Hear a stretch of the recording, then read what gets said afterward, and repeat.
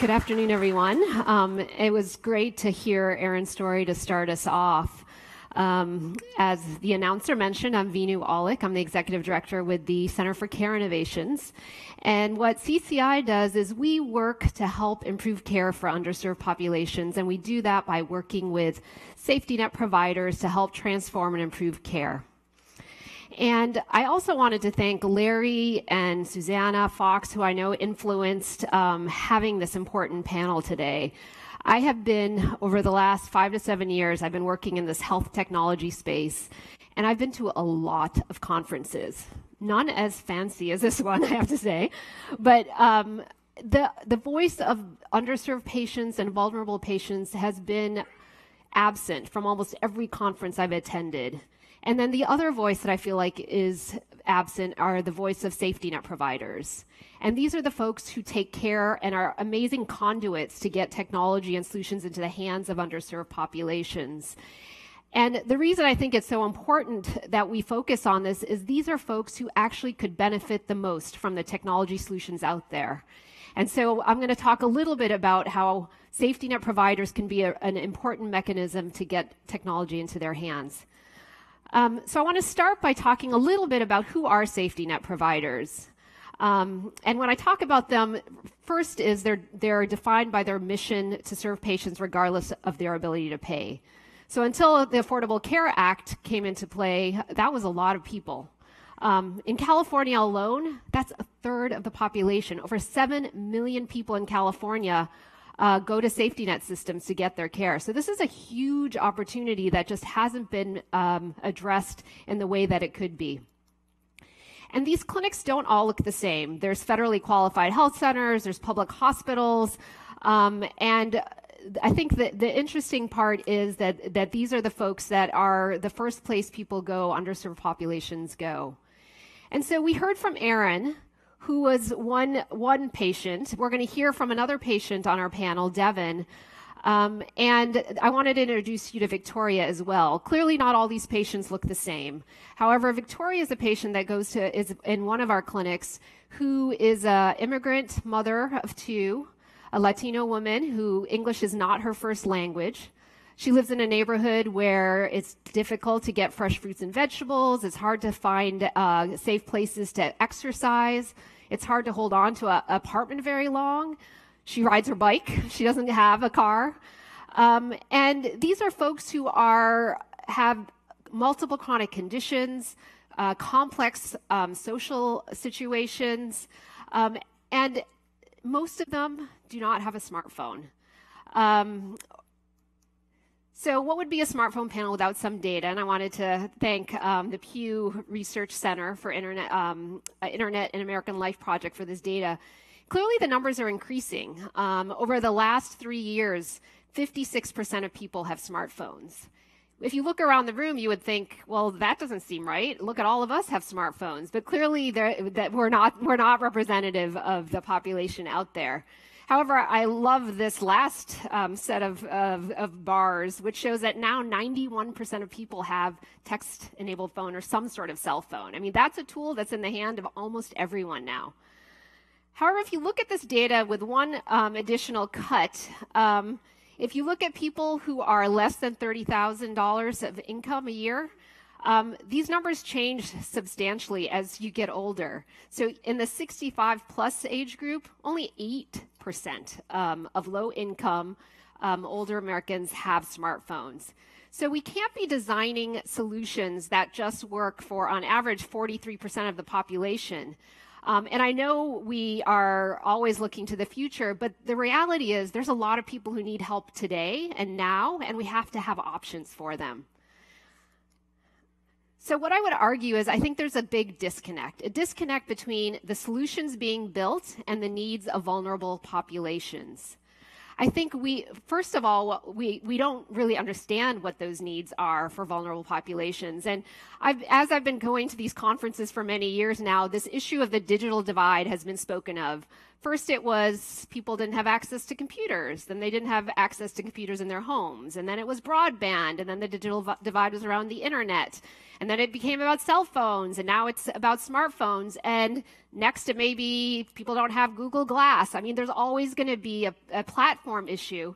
But the issue isn't necessarily the technology per se, but that we haven't been really understanding the needs of vulnerable populations, and we're continuing to build for the future and not what people have today. And I would argue that I think part of it is related to this very sophisticated PowerPoint diagram that I made, which shows that I think the profitability bubble sometimes drives the solutions, probably often drives the solutions. And I'd purport to say that I think that doesn't have to be true. I think there's a way to create profitable businesses that also work for underserved and vulnerable populations. And it could be by either tweaking solutions that exist. So it's not that we have to only develop text-based solutions, but there needs to be options. So oftentimes we'll talk to entrepreneurs, and the first question we ask is, how will this work for underserved populations? They're like, well, most people are getting smartphones. I'm sure it'll work. And that's not good enough today. If only 43% of our patients have the smartphones, how do we create options? And maybe the other option is we couple people, couple community health workers, or find ways to be able to leverage those. But I think it starts by understanding what are the needs of vulnerable populations. And I think the biggest thing, and it came up a lot this morning as well, is value. The solutions have to show value, and it's even more important in these populations who are extremely busy, have very little disposable income, so they're not going to use something that isn't going to change their lives immediately and make a difference. So I think that's probably the number one thing. I think the second is it has to be affordable. It has to be basically for patients almost free, cheap or extremely cheap for underserved populations. And I think it has to have the ability to be at low literacy. It has to have the ability to be in other languages in Spanish. All these things are they're kind of deal breakers if we're going to try and get them implemented in vulnerable populations. And I think it has to be simple to use. I think oftentimes we add lots of bells and whistles kind of in the hope that, it could be better, but sometimes simple is better. The other important population that I think we really need to understand, because they are a critical conduit to getting these solutions adopted, are safety net clinics.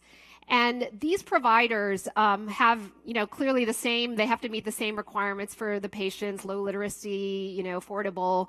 But these providers are extremely busy. I know all physicians are extremely busy, but in these environments that are extremely resource constrained, not a lot of extra money, the pricing that works for places like Kaiser, these big commercial medical groups, doesn't work for safety net providers. So how can we make them affordable enough that they'll work in those systems? And how do we make sure we're not adding things to providers' plates? It's almost like we've been seeing a lot of companies come in, and we've been helping our safety net providers sort through which companies could make a difference. And if it requires a lot of IT resources, it requires their providers doing more, it requires a lot more staff time, it's not going to work. So understanding those constraints and requirements and spending time with vulnerable populations and safety net providers, I think it's the first step for us to understand how to build solutions that are going to make a difference. So what's it going to take? Well, I think it's going to take thinking differently. I think it's going to take us saying, okay, there's needs. These are the people who have the biggest needs.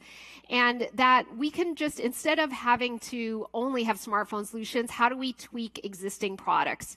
How do we make sure that when we go out to market, we think of these populations? Because in California, it's a third of people. We're not reaching those people who could benefit the most from these extremely important solutions you all are developing. So what's working?